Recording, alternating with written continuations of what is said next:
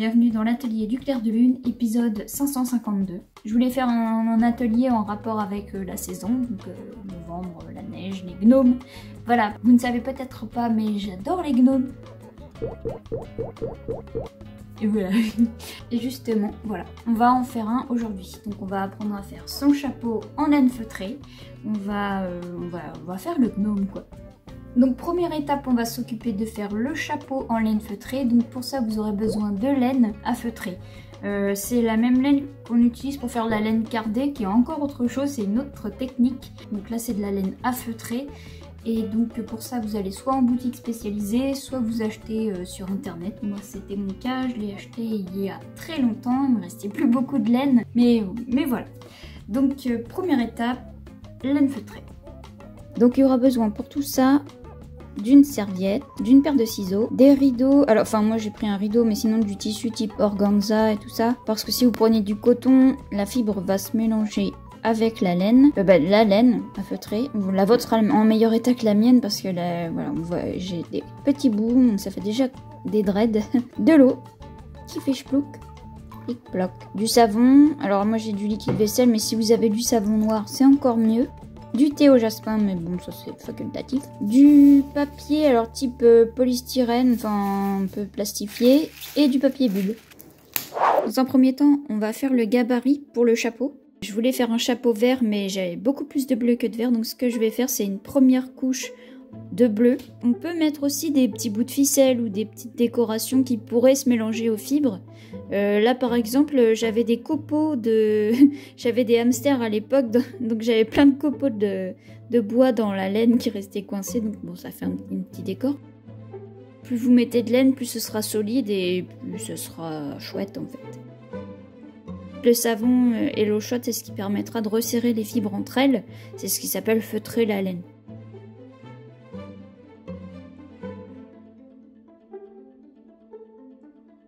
Donc je retourne la laine, comme ça on a le bleu à l'intérieur, donc ça sera l'intérieur du chapeau, le bleu. Donc je reprends mon gabarit, cette fois-ci je le mets bien au milieu et je referme sur les côtés.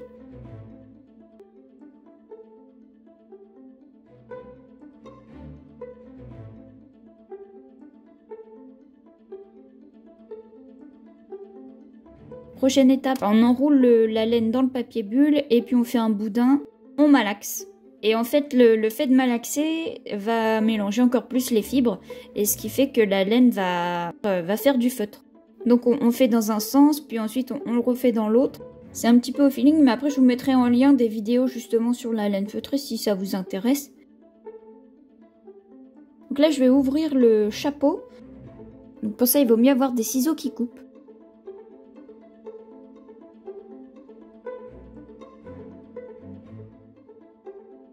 Alors là, ce qu'on voit, c'est que, comme je vous avais dit, j'avais pas mis assez de laine, donc je vais rajouter, je vais refaire l'étape d'avant, je vais remettre un peu de laine, du savon, refrotter. Une fois que c'est comme on veut, on le rince à l'eau et on le fait sécher. C'est la mode du montage. Oui, j'avais toujours rêvé de dire ça. Je voulais juste vous apporter une petite précision. Alors, la laine feutrée, on peut faire quand même pas mal de choses. Bon, c'est pas vraiment une précision, simplement, voilà, on peut faire, par exemple, moi j'avais fait des chapeaux, des mitaines, j'avais fait une cave à chat, donc pour que les chats puissent rentrer dedans.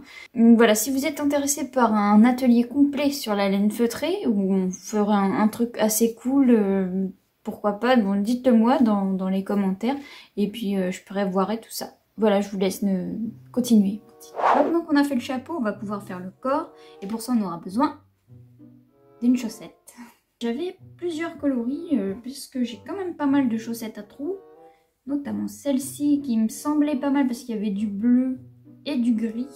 J'avais celle-ci aussi qui était pas mal, une violette et noire. Du coup, je vais prendre une grise, une toute grise. Voilà, on va remplir tout ça. Alors, si vous avez du coton ou alors encore mieux ce qu'on met dans les oreillers, ça se trouve dans les magasins de tissus généralement. Pour bourrer les oreillers, vous avez cette solution. Moi, j'avais, comme je fais ça à l'arrache comme d'habitude, j'ai des morceaux de trucs qui servent à rien. Là, j'ai un vieux bout de couverture de déménagement. Ce que je vais utiliser, c'est des... Alors ça, par exemple, c'est des essais que j'avais fait il y a longtemps, des essais de mitaines en écaille. Voilà, magnifique, que je ne mets jamais. Du coup, je vais les mettre dedans, on va tout tasser. Et ça fera le corps, donc on va tout mettre dans la chaussette et on va voir ça tout de suite.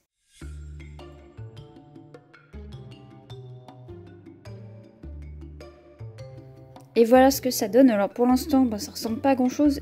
Et bon, si vous avez du coton ou en tout cas les trucs pour mettre dans pour bourrer les oreillers, ça sera beaucoup mieux parce que ça prendra une meilleure forme. Là, on voit carrément la forme de mes gants au travers, mais c'est pas grave. Ça va pas trop se voir. Après, il y aura les poils, la moustache et tout ça.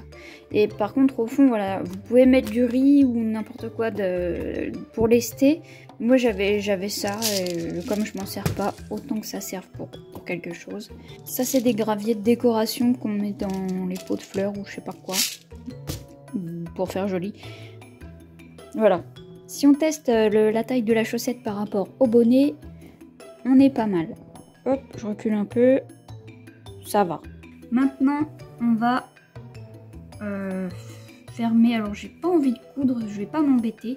Je vais juste prendre un pistolet à colle et je vais fermer tout ça. Pas bouger. Voilà. En attendant que le pistolet à colle chauffe, on va s'occuper de la moustache, enfin de la barbe.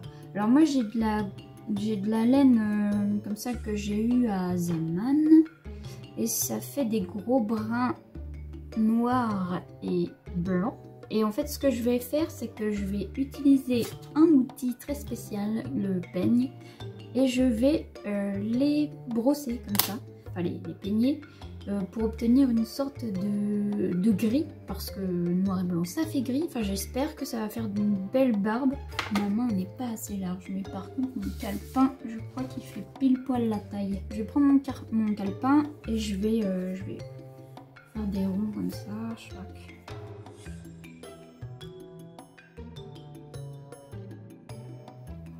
Voilà, donc là, on a la taille à peu près de notre personnage. Je vais couper ça. Voilà, donc ça, je vais l'attacher avec un élastique que je viens de trouver. Donc ça nous fera une grosse moustache. Et pour ça, on va peigner. Enfin, j'espère. Sinon on passe à autre chose. Sinon, je prends de la laine grise directement. Mais hop, on va voir ce que ça donne. J'aurais dû la détorsader avant. Ça va prendre 3 plombes. Bon. Bah, vous savez quoi? Je crois que je viens de bousiller une demi-pelote. Non, en fait, ce que je vais faire, c'est que je vais détorsader chacun des brins là, que je viens de couper. Et je vais garder que les blancs. Si je le fais en même temps, ça va être tout ruiné.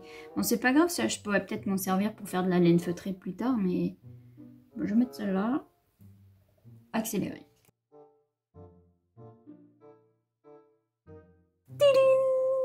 On a les mèches blanches, je m'en occupe, je vais essayer de passer le peigne sans trop les démonter comme j'ai fait tout à l'heure. Et on va voir ce que ça donne.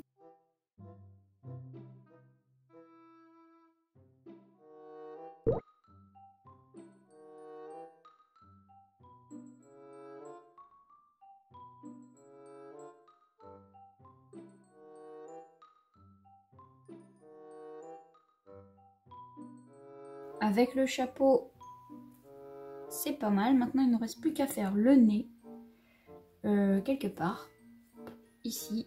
Et pour ça, donc, je vais prendre un petit bout. Alors, j'ai pas de... Le seul tissu élastique que j'ai, il est à fleurs, donc ça marche pas. J'ai un vieux drap ici, un vieux bout de drap un peu jaune, mais ça passe. Je pense que je mettrai un petit coup d'aquarelle par-dessus pour que ça fasse un peu plus rose.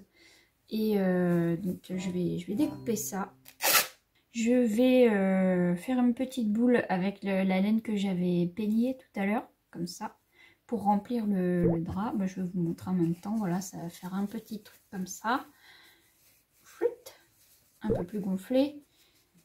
Voilà, ça nous fera un petit nez. Je vais juste mettre un point de colle et entourer de ficelle et on pourra le coller comme ça. Je vais vous montrer ça.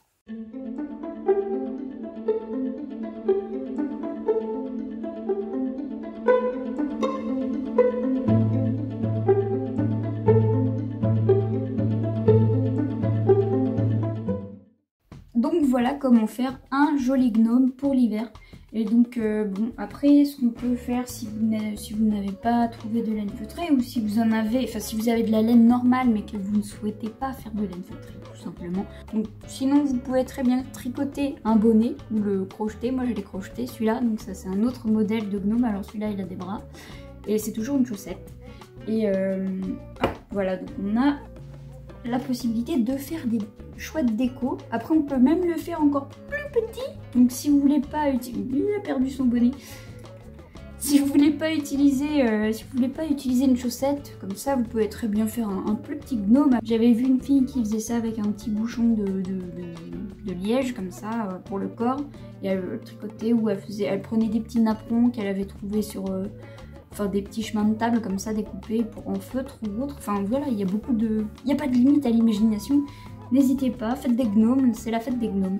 Voilà, et bien je vous remercie d'avoir suivi cette vidéo. N'hésitez pas à la partager si ça vous a plu. Et regardez les prochaines. Regardez les anciennes, les prochaines. Voilà, moi je mets mon petit chapeau parce que finalement je l'aime bien. Et je vous dis salut!